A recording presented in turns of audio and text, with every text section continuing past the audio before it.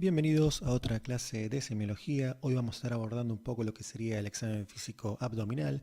Bueno, sin más preámbulos, básicamente lo que tenemos que hacer en el examen físico del abdomen es lo mismo que en el resto del examen físico corporal. A diferencia que a nivel abdominal lo que sucede es una pequeña inversión, es decir, comenzamos con la inspección, luego seguimos con la auscultación para no modificar con la palpación y con la percusión los diferentes ruidos hidroaéreos que podamos encontrar.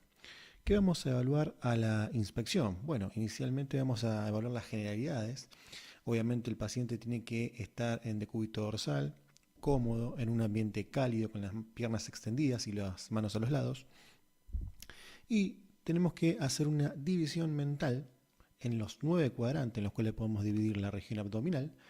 Aquí les dejo un gráfico como para que puedan orientarse las diferentes partes que podemos dividir el abdomen con las diferentes estructuras que podemos encontrar en esas zonas.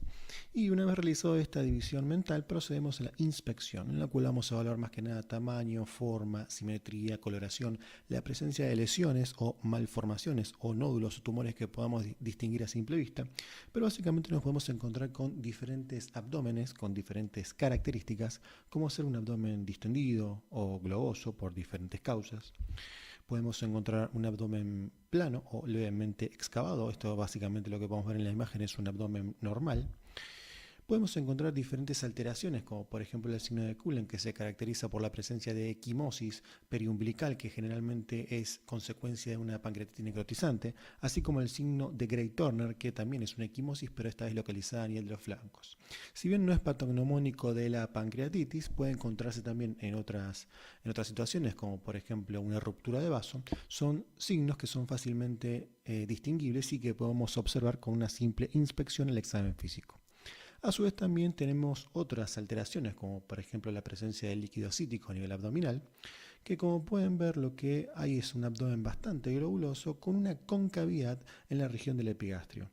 Esto es un dato importante porque nos ayuda a determinar la presencia de líquido de otras alteraciones, como por ejemplo un embarazo. Fíjense que en la pancita de la mujer embarazada podemos observar que no existe esa concavidad, sino que es más convexo, hay una distensión abdominal superior, ¿sí? Que puede obedecer a embarazos, fibromas, quistes ováricos o la misma distensión abdominal.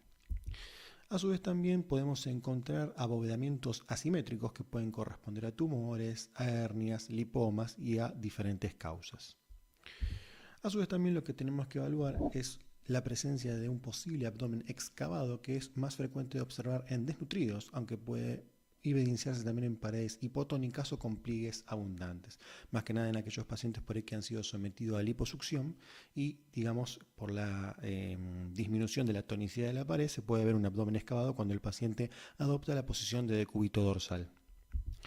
A su vez también, y un dato no menor, es que podemos encontrar un abdomen rígido, duro, que no tiene movilidad respiratoria, el denominado abdomen en tabla, y que es muy doloroso a la palpación y habitualmente es sinónimo de peritonitis. A su vez también lo que tenemos que evaluar son las características de la piel del abdomen, si existe la presencia de circulación colateral, como es el muy nombrado signo de la cabeza de medusa a nivel del ombligo, si existe la presencia de cicatrices, de estrías, de equimosis, ¿sí? Son elementos que nosotros en la inspección podemos determinar fácilmente. A su vez también lo que tenemos que realizar es la llamada inspección dinámica, o sea, pedirle al paciente que haga una inspiración profunda, que saque, que meta la panza, que eso a su vez nos puede permitir evidenciar la presencia de hernias o, en pacientes delgados, la presencia de hepato o esplenomegalia. Como acto seguido lo que nosotros tenemos que realizar es una auscultación abdominal. En este punto, por ahí lo que sería el examen auscultatorio es un poco menos importante que el resto de la evaluación. Obviamente que la presencia de ruidos hidroaéreos nos estaría indicando un funcionamiento relativamente normal del aparato gastrointestinal, pero muchas veces podemos encontrar un ruido hidroaéreo normal, o sea, de 5 a 30 por minuto, y así todo el paciente puede estar experimentando una obstrucción. Pero de todas maneras es un dato importante poder realizar la auscultación del abdomen no solo en la búsqueda de los ruidos hidroaéreos, sino que también podemos identificar diferentes soplos que pueden obedecer, por ejemplo, a un trastorno de la pared vascular, por ejemplo, de la aorta, ¿sí? A su vez también tenemos que realizar el proceso de palpación, que es una de las maniobras más importantes en lo que sería la evaluación del examen físico. Comenzando con la llamada maniobra de Merlo, que básicamente es lo que sería una maniobra del escultor. Lo que hacemos es pasar, digamos, toda la mano sobre la región abdominal en la búsqueda de trastornos superficiales como nódulos, lipomas, tumores o diferentes deformidades que podamos encontrar con el simple hecho de pasar la mano por encima del abdomen. Obviamente hay otras maniobras, como por ejemplo la maniobra de Galambos, que básicamente lo que nos facilita es tratar de disminuir la tensión abdominal para así poder realizar una palpación un poco más específica. Tanto la maniobra de Galambos como la maniobra de Obraztsov son elementos que lo que hacen es disminuir dicha tensión de la pared abdominal para que podamos evaluar diferentes estructuras. A su vez también lo que tenemos es la evaluación de la tensión abdominal, que lo que hacemos es una evaluación de abajo hacia arriba y haciendo una palpación más o menos superficial y quizás profundizando un poco la mano como para poder evaluar si existe defensa o dolor mientras realizamos este procedimiento. A su vez también lo que podemos hacer frente a este tipo de palpaciones es identificar los diferentes puntos dolorosos del abdomen, que como verán en el gráfico son varios. Indican, por ejemplo, la presencia de apendicitis, de colecistitis e incluso a veces también la presencia de alteraciones a nivel del tracto ureteral. Aquí les dejo el gráfico para que puedan evaluar bien estos puntos. Pero es de mucha utilidad recordarlos para poder identificar o fomentar, digamos, diferentes hipótesis diagnósticas al momento de evaluar un abdomen doloroso. A su vez también lo que tenemos es otra maniobra, que es la maniobra de Minkowski, un poco menos conocida, que nos sirve para determinar cuando existe algún tipo de tumoración que pueda estar asociada o adherida a lo que sería la parte del diafragma. A través de la maniobra de Minkowski lo que podemos hacer es tratar de separar esa tumoración del diafragma para poder determinar si efectivamente se trata de una masa dependiente o independiente de este órgano. A su vez también tenemos otra maniobra que se conoce como la maniobra de Jodis-San Martino, que como pueden ver en el gráfico consiste en la colocación de un dedo a nivel de la región rectal para poder producir una disminución de la tensión abdominal en pacientes que puedan llegar a tener trastornos dolorosos o peritonitis. Esta maniobra obviamente no es muy utilizada en lo que sería en la práctica, como verán, digamos, un paciente que se encuentre con dolor abdominal y lo sometemos a este tipo de maniobras no le va a gustar mucho. Pero bueno, figura en el libro y evidentemente en tiempos un poco más antiguos se utilizaba.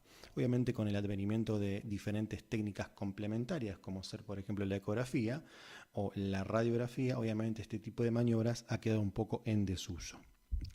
También lo que podemos encontrar son diferentes maniobras manuales o bimanuales de deslizamiento, como la de Glenard y Hausmann, que aquí les dejo cómo se pueden realizar, y que básicamente nos sirve para la exploración a nivel colónico. No tanto así de la región colónica derecha, aunque sí nos sirve para poder palpar el ciego, pero no es de gran utilidad a la hora de evaluar lo que sería la región rectosigmoidea, ¿sí? Nos permite determinar la presencia de materia fecal a nivel abdominal, pero como menciona el gráfico, a nivel del ciego nos permite diferenciar la presencia, por ejemplo, de tiflitis en un paciente que pueda llegar a tener una fosa ilíaca derecha dolorosa, ¿sí?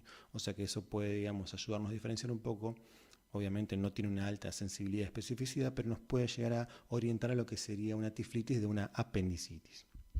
A su vez también lo que tenemos que determinar frente al hallazgo de diferentes tipos de dolor en esta zona es si efectivamente cumple con algunos criterios para poder nombrar este tipo de patologías como una peritonitis o como una apendicitis puramente dicha. Es decir, en el momento en que nosotros evaluamos un abdomen doloroso, más precisamente en la fosa ilíaca derecha, nos encontramos con un punto doloroso en esa región.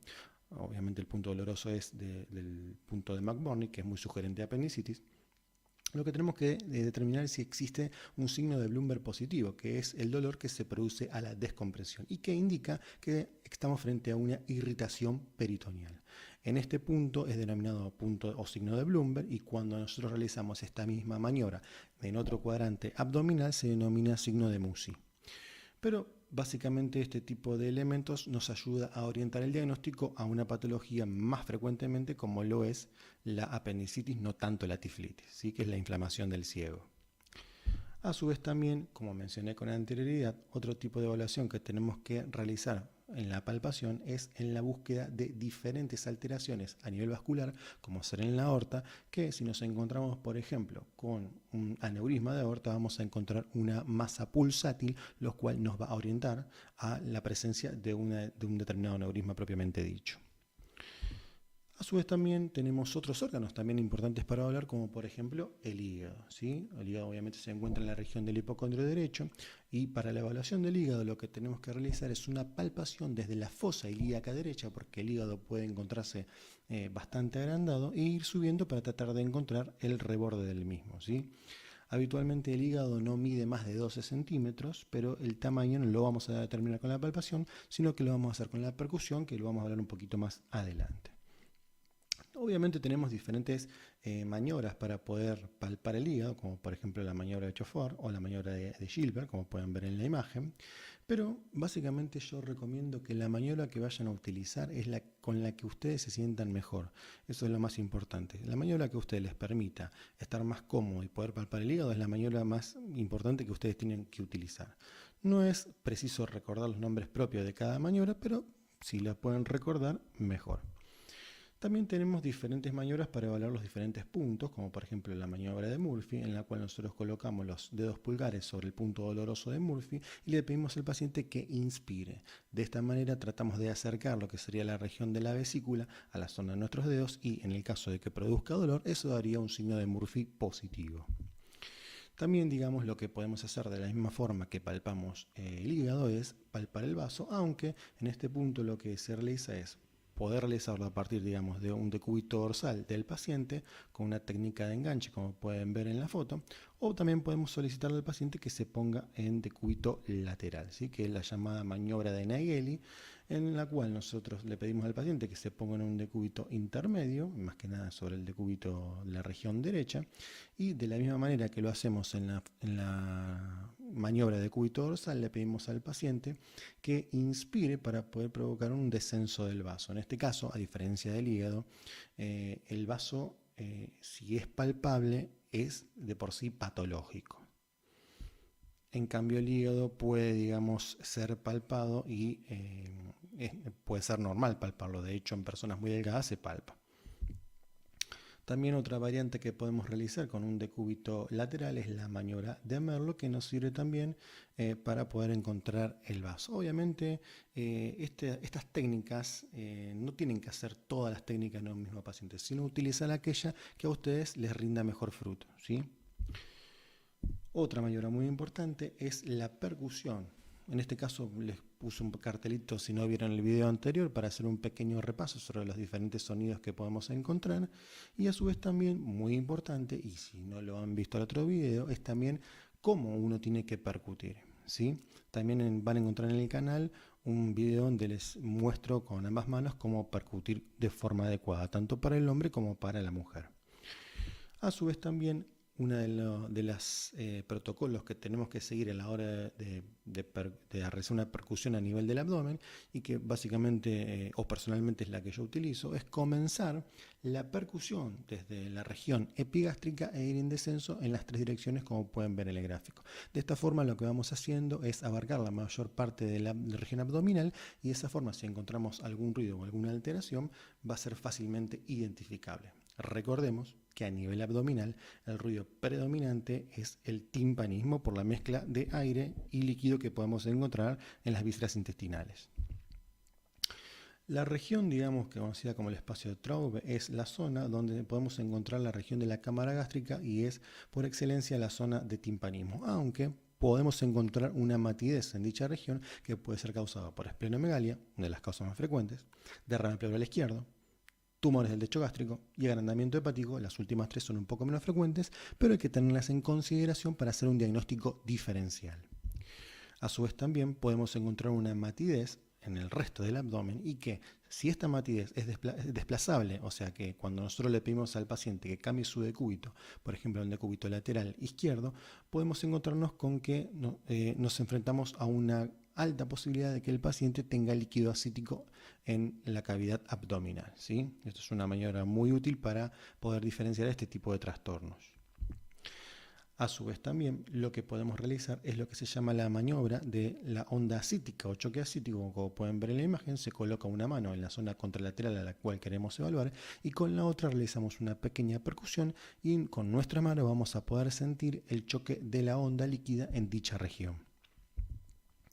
A su vez también la percusión es un elemento importantísimo a la hora de determinar el tamaño del hígado. Es decir, con la palpación nosotros no vamos a determinar si nos encontramos frente a un hígado agrandado o no, porque es muy frecuente que el hígado puede estar un poco más descendido y en las personas más delgadas puede ser fácilmente palpable, lo que pensar o decir que palpar el hígado es patológico realmente llevaría a una confusión y a un diagnóstico erróneo. Diferente es con la región del vaso, porque el vaso habitualmente, si bien podemos encontrar una tosis esplénica, un descenso del vaso, no es tan frecuente como encontrarnos con un hígado que se encuentra un poco más debajo de lo habitual.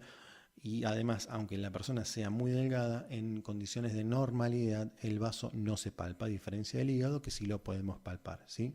Como les mencioné con anterioridad, para poder determinar un tamaño normal del hígado tenemos que considerar que mide entre 9 y 12 centímetros. Pero como parte del hígado se encuentra dentro de lo que sería la parrilla costal, no lo vamos a poder palpar como para poder determinar el tamaño. Es por eso que en este punto la percusión se vuelve una gran protagonista a la hora de determinar el tamaño del hígado, ¿sí?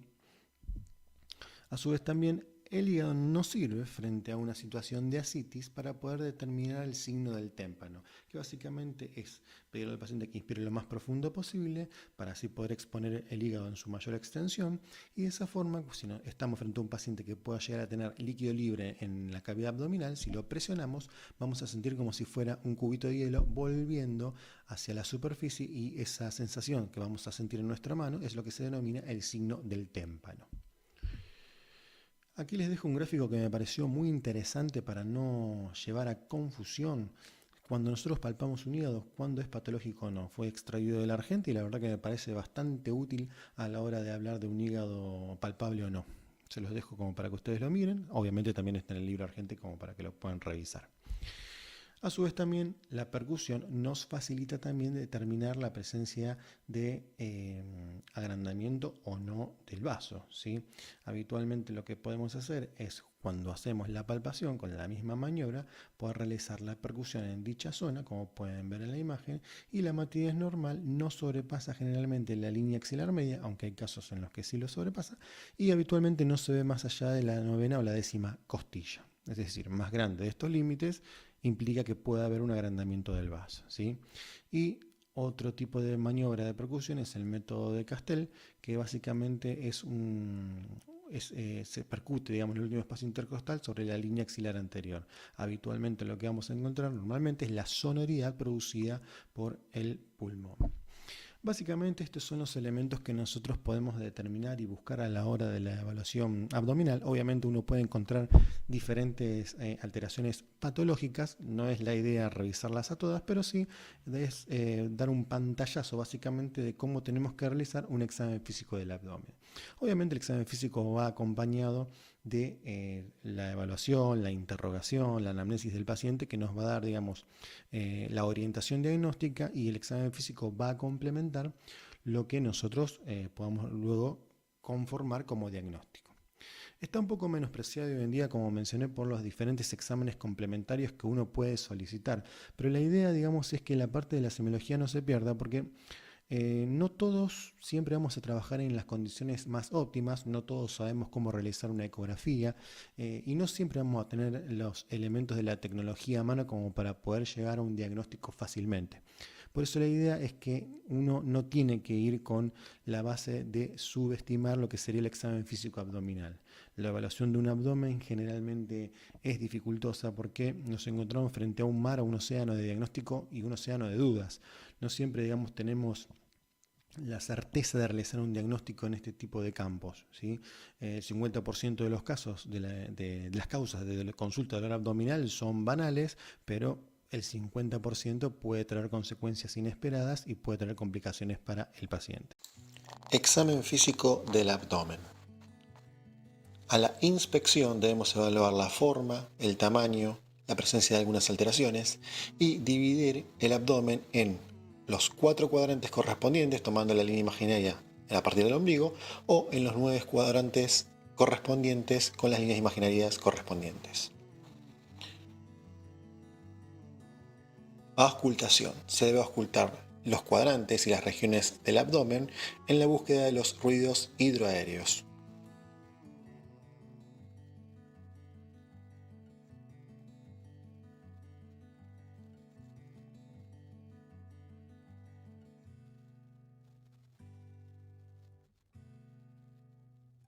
Palpación posterior a la auscultación para no modificar la presencia de los ruidos hidroaéreos. Se realiza de forma monomanual o bimanual, explorando los 4 o los 9 cuadrantes del abdomen según la división que hayamos elegido. A su vez también se realiza la palpación monomanual hepática, con el paciente generando una inspiración profunda y avanzando durante la expiración. Se debe sentir el borde hepático inferior.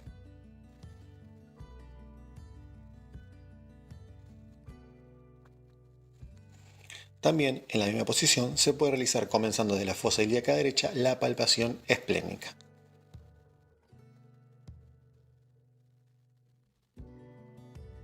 Se puede realizar una palpación bimanual de carácter profundo.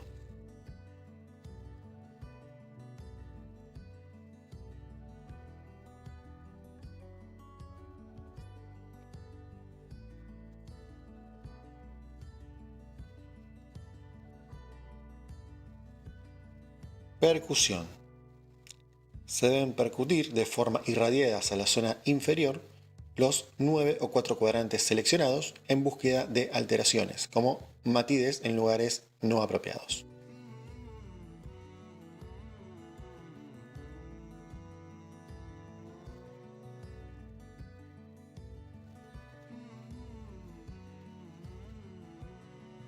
Con la misma técnica se puede calcular el tamaño hepático a partir de la percusión.